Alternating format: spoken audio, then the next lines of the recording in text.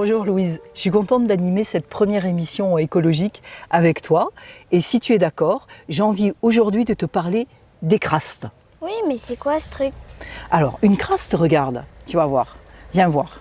Tu vois, une craste, c'est un petit cours d'eau. Tu vois l'eau qui circule là? Tu vois, tout au long. Et alors, ça s'appelle craste. Il paraît que c'est parce que c'est un mot gascon qui veut dire, craste, ça vient de crasta. Voilà, c'est du gascon. Et ces petits cours d'eau, ils sillonnent toute la ville ici, mais ils sillonnent aussi toute la forêt. Parce qu'avant, ici, c'était que des marécages. Partout, là où sont les maisons, tout ça, c'était des marécages.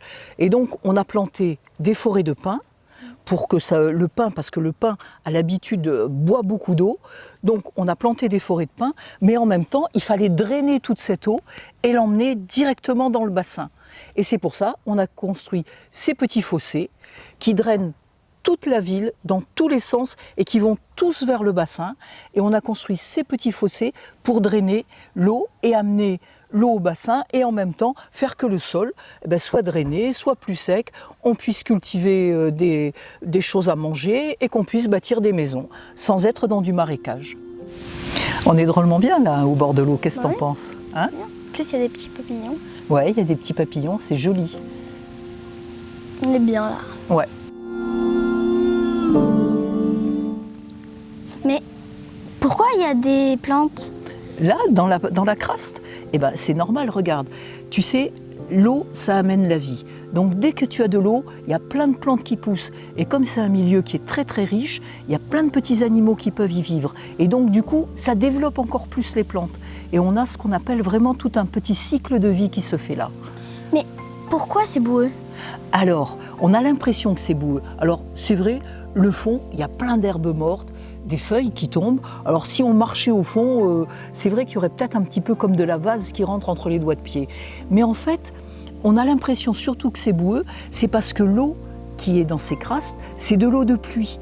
Et elle est passée dans le sable et elle a récupéré cette couleur un peu rouille qui est dans le sable et ce fer qui est dans le sable. Et c'est pour ça qu'elle est couleur rouille et que ça donne l'impression que c'est boueux. Mais c'est pas si boueux que ça. C'est juste des feuilles mortes qui sont un petit peu au fond, qui sont un petit peu en décomposition. Mais c'est très bon, c'est un bon milieu. Et c'est favorable à justement, regarde, toutes ces plantes qui poussent et elles trouvent leur nourriture dans ce fond qui est très riche en matière en décomposition.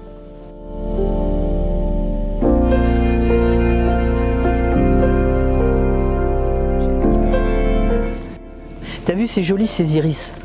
Oui, c'est magnifique. Et Oui. est-ce qu'il y a des poissons?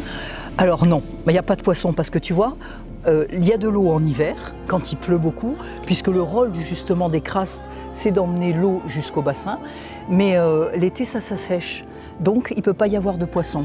Il n'y a pas de poissons dans les crastes. On peut en trouver des fois dans certaines crastes qui gardent de l'eau tout le temps. Mais par exemple, cette craste, si on revient d'ici 15 jours, 3 semaines, elle sera asséchée. Et donc, s'il continue à faire beau, bien évidemment. Et donc, les poissons ne pourraient pas vivre. Mais par contre, il y a plein de grenouilles, de petits crapauds, de libellules. Tout ça, ça grouille de vie.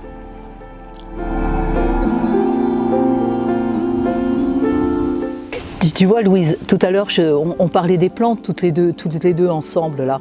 Mais ce qu'il faut bien voir aussi, c'est que ces plantes, c'est là on ne le voit pas à l'œil nu, mais dedans ça sert de maison à plein de petits animaux qui se cachent dedans. Et ça sert d'abri, de maison. Et ces petits animaux, par exemple, on a beaucoup de libellules qui se retrouvent là, et puis en face aussi, et on doit avoir plein de libellules.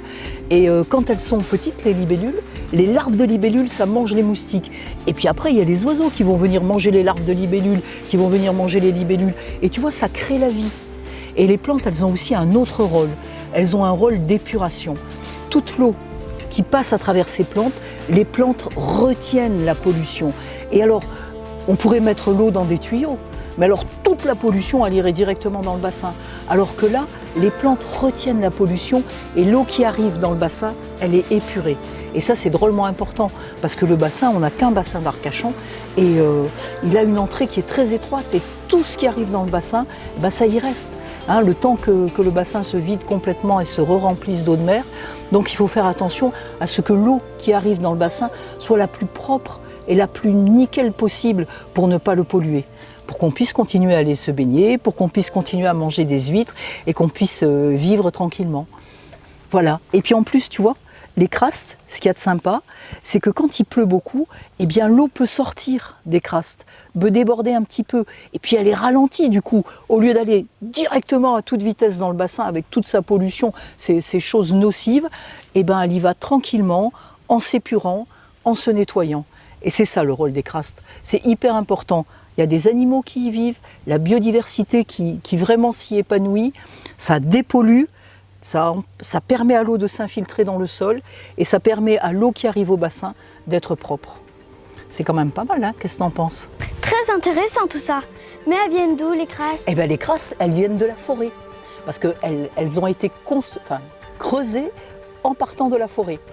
Et si tu veux, la prochaine fois, je te propose qu'on aille faire une balade dans la forêt et qu'on parle un petit peu de quelque chose qui est vraiment spécial ici, c'est la forêt usagère. Est-ce que ça t'intéresse? Mais oui! Super! Youpi! Alors on va y aller.